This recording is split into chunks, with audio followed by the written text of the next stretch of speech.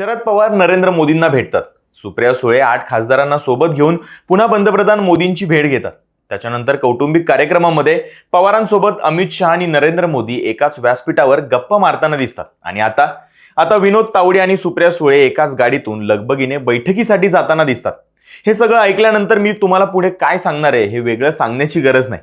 कोणी काही दावे करू, पण गेल्या काही दिवसांमध्ये सुप्रिया सुळे आणि शरद पवार हे भाजपच्या नेत्यांशी जितक्या सहजतेने संवाद साधताना दिसतात, त्याचं स्पष्टीकरण देताना राष्ट्रवादीच्या बाकीच्या नेत्यांची अक्षरशः दमछाक होत आहे. मग जयंत पाटलांचा देवेंद्र फडणवीसांसोबतचा विमान प्रवास असो, आणि त्यानंतर सातत्यानं भाजपचे नेते राष्ट्रवादीच्या नेत्यांसोबत दिसत असताना आणखी किती विश्वास ठेवायचा की भाजप आणि राष्ट्रवादी शरद पवार गटाचा काहीच संबंध नाही. राष्ट्रवादीच्या गोटामध्ये नेमकं काय काय शिजतंय आणि या सलगीमुळे राज्यातील महाविकास आघाडीमध्ये विशेषतः उद्धव ठाकरेंची शिवसेना आणि काँग्रेसमध्ये काय वातावरण झालं असणार आहे, संपूर्ण गोष्ट जाणून घेणार आहोत आजच्या व्हिडिओमध्ये. नमस्कार, मी शुभम गोरे आणि तुम्ही पाहताय कट टू कट. सर्वात पहिली गोष्ट म्हणजे राजकारणात कोणतीही भेट सहज किंवा विनाकारण नसते. त्यात दिल्लीत सध्या पावसापेक्षा राजकीय घडामोडींचा जोर जास्त दिसतोय आणि निमित्त आहे केंद्रीय जलसंधारण मंत्री CR पाटील यांनी आयोजित केलेल्या जल जीवन मिशनच्या बैठकीचं. महाराष्ट्रातील सर्वपक्षीय खासदार या बैठकीला उपस्थित होते, पण अचानक एक अशी घटना घडली ज्याने पत्रकारांचे कॅमेरे आणि राजकीय नेत्यांच्या भुवया उंचावल्या.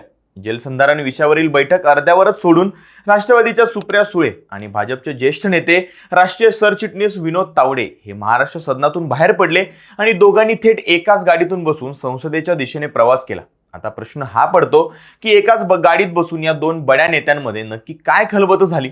ही केवळ सहकाऱ्यांमधील औपचारिक चर्चा होती की महाविकास आघाडीच्या पायाखाली सुरुंग लावणारा एखादा नवा राजकीय फॉर्म्युला शिजत होता?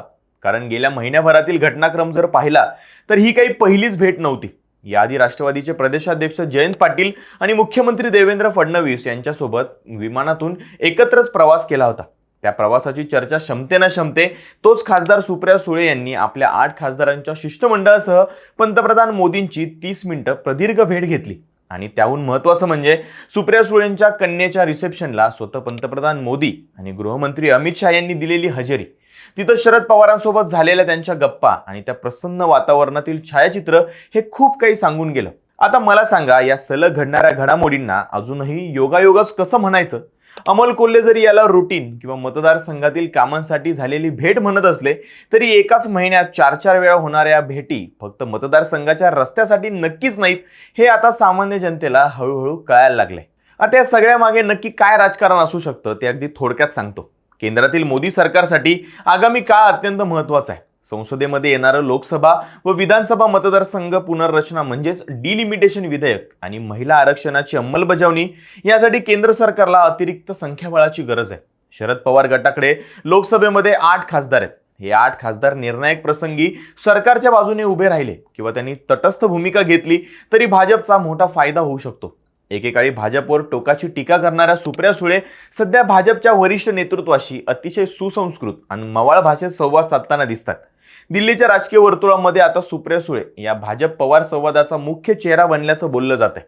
तर दुसऱ्या बाजूला मात्र शरद पवार नेहमीप्रमाणे गेम चेंजर मोडमध्ये दिसतात, जे कधीही आपले सर्व पत्ते एकदम उघड करत नाहीत.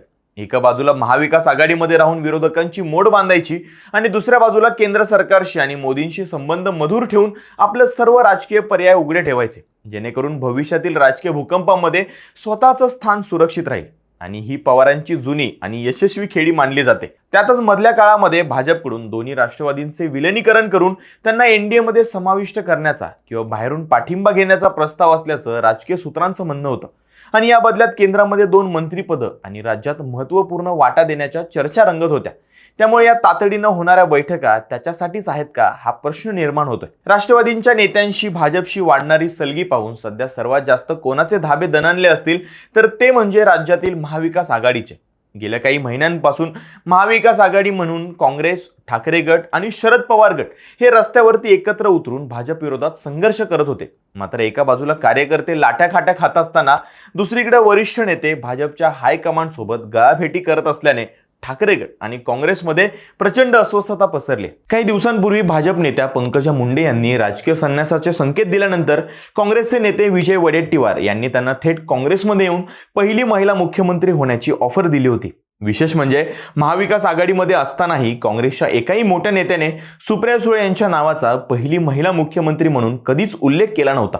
यावरूनच हे स्पष्ट होतं की काँग्रेस आणि शरद पवार गटातील अंतर्गत संबंध हे अजिबातच अलबेल नाहीयेत.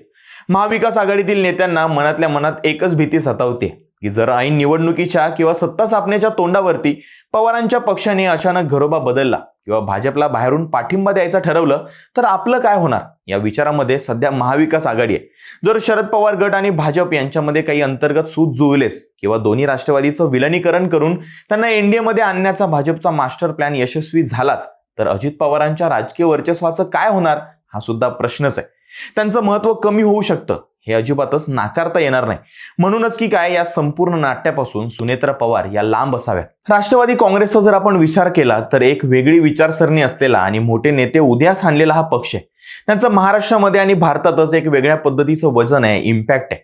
महाराष्ट्रातल्या फुटाफुटीच्या राजकारणात सुद्धा आमचा नेता म्हणजे शरद पवार कोणासमोर नमता झाला नाही, या विचारांसाठी शरद पवारांचा संपूर्ण महाराष्ट्र फॅन आहे. मग असं असताना सुद्धा आता मोदी किंवा भाजप सोबतच्या बैठका वाढवणं किंवा त्यांच्या समोर सत्तेसाठी नमतेपण घेणं हे महाराष्ट्रातल्या जनतेला सहन होईल का, याचाही विचार शरद पवार गटाने करणं गरजेचं आहे. पण राजकारणामध्ये निष्ठेला आणि शब्दाला किती किंमत असते हा तुमच्या आमच्या समोर पडलेला सर्वात मोठा प्रश्न आहे. असो, पण या सगळ्यामुळे आणि सगळे एकाच माळेचे मणी निघाल्यामुळे येत्या काळामध्ये जनतेने नक्की कोणावरती विश्वास टाकायचा हा सुद्धा त्यांच्या समोर पडलेला सर्वात मोठा प्रश्न आहे. त्यामुळे एका गाडीतून केलेला सुप्रिया सुळे आणि विनोद तावडे यांचा हा प्रवास फक्त संसदेच्या इमारतीपर्यंत मर्यादित होता की महाराष्ट्राच्या सत्तेच्या नव्या दिशेने जाणारा तो मार्ग होता हे येणारा काळच ठरवेल. पण एक गोष्ट मात्र 100% खरी की पवार आणि भाजपच्या या वाढत्या जवळीकीने महाविकास आघाडीची झोप मात्र उडवली. तुम्हाला काय वाटतं, शरद पवार गट खरोखरच भविष्यामध्ये एनडीएचा भाग बनेल का, की हा भाजपला आणि महाविकास आघाडीला गाफील ठेवण्यासाठी टाकलेला पवारांचा नवा राजकीय डाव आहे? आम्हाला कमेंट्समध्ये नक्की सांगा आणि व्हिडिओ आवडला असल्यास लाईक आणि शेअर करा आणि अशाच राजकीय विश्लेषणांसाठी आपल्या कट टू कट या युट्यूब चॅनलला सबस्क्राईब करायला विसरू नका.